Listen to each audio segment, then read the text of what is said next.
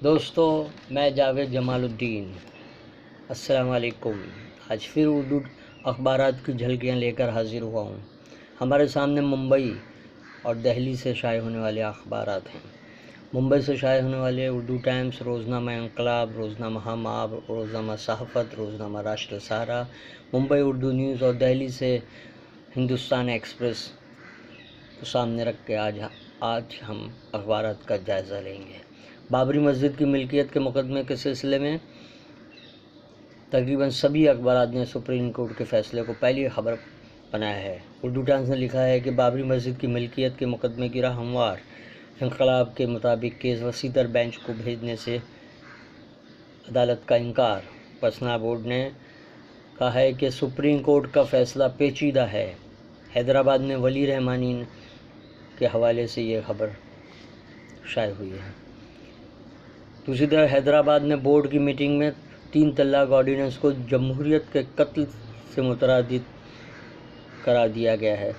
تقریباً سبھی اخبارات نے غیر ازدواجی تعلقات جرم کے زمرے سے خارج کرتے ہوئے سپریم کورٹ کے دفعہ 497 کو منسوخ کرنے کی خبر کو صفحہ اول پر شائع کیا ہے۔ اس سلسلے میں اردو ٹائمز نے یہ کیسا رجحان کے عنوان سے اداریہ لکھا ہے کہ اسے غیر اخلاقی قرار دیتے ہوئے کہا کہ سپریم کورٹ کے اس فیصلے کو چیلنج کیا جانا چاہیے۔ ممبئی اردو نیوز نے یہ لکھا ہے یہ کیسا فیصلہ ہے، اور اس سلسلے میں ایک اداریہ شائع کیا گیا ہے۔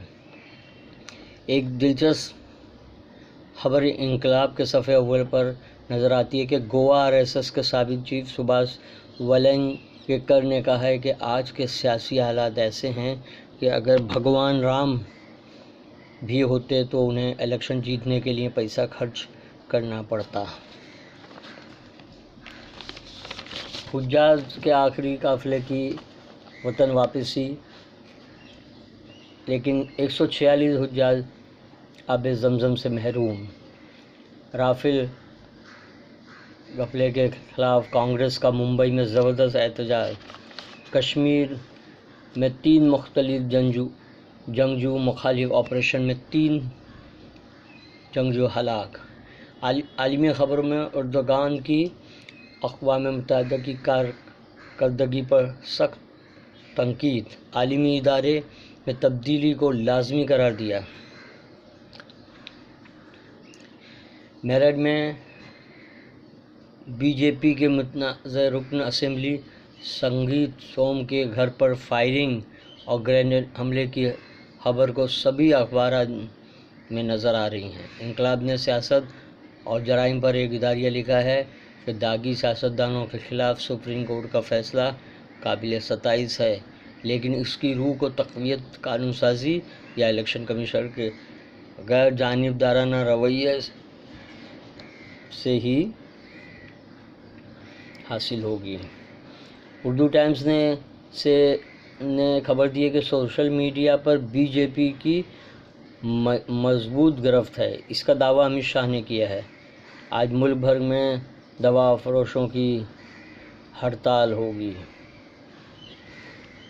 دلی سے شائع ہونے والے کشور ارشاد ہندوستان ایکسپریس نے صفحہ اول پر راج ناتھ سنگھ کا ایک بیان شائع کیا ہے کہ ہندوستان میں مقیم روہنگیائی مسلم غیر قانونی تارکین وطن ہیں۔ دہلی سے شائع اخبار نے آدھار پر سپریم کورٹ کے فیصلے کے عنوان سے اداریہ لکھا ہے۔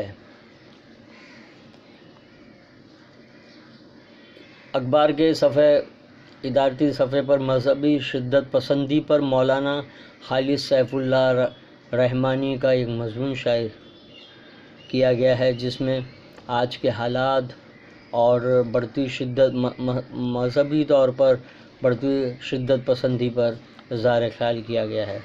روزنامہ سہارا نے دستاویز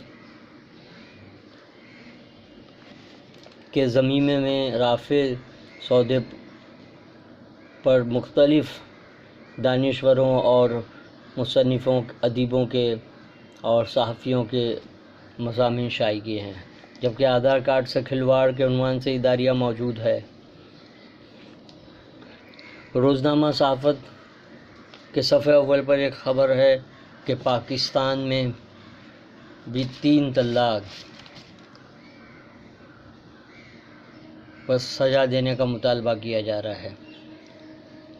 انقلاب کی ایک سنگل کالم کی خبر میں بتایا گیا ہے کہ قابل اعتراض ٹویٹ کرنے پر دیویا اسپندنا کے خلاف غداری کا معاملہ۔ کانگریس کی سوشل میڈیا سربراہ دیویا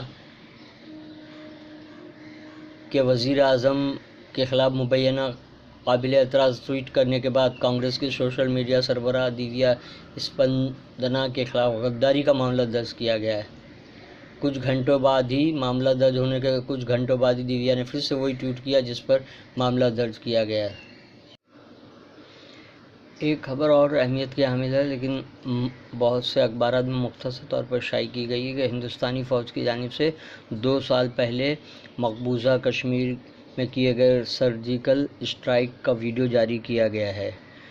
یہ ویڈیو کچھ چینلوں اور نیوز سائٹ پر بھی دکھایا گیا ہے۔ تو دوستو 28 ستمبر بروز جمعہ کی اخبارات کی خبریں آپ کے سامنے پیش کی گئی ہیں۔ کل پھر ملیں گے۔ اللہ حافظ۔